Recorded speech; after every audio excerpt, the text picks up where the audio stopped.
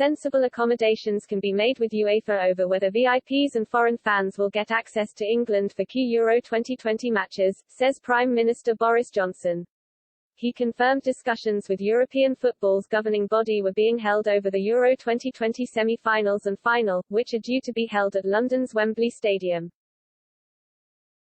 It has been claimed the games could be moved to Hungary, where COVID rules are more relaxed. Under current UK guidelines, travellers arriving from amber and red list countries must quarantine upon arrival for 10 days. The semi-finals of Euro 2020 will be on July 6 and 7, and the finals on July 11. Asked if the government would allow quarantine exemptions for UEFA VIPs and fans, Johnson said, "We'll do what we have to do to keep the country safe from COVID. That's obviously going to be our priority. We'll be talking to UEFA about what they want and see if we can make some sensible accommodations. But the priority obviously has to be public health."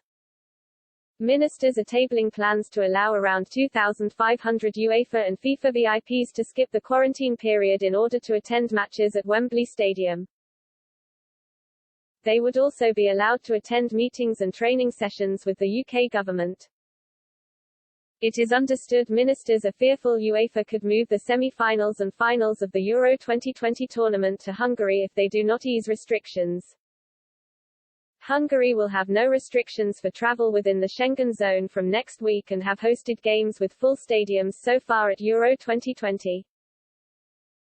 With the exception of England, Wales and Scotland, every national team competing at the tournament, apart from Turkey, who are on the red list, is on the amber list.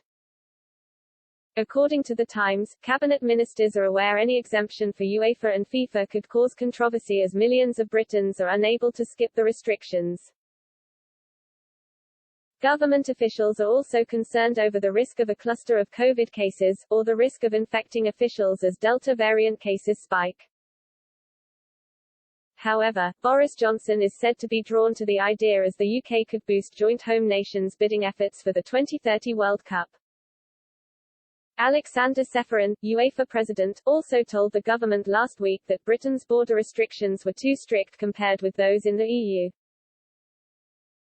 He warned other European cities were willing and able to host matches scheduled to be played at Wembley. On Thursday, another 195,565 first doses and 234,834 second doses of coronavirus vaccine were administered.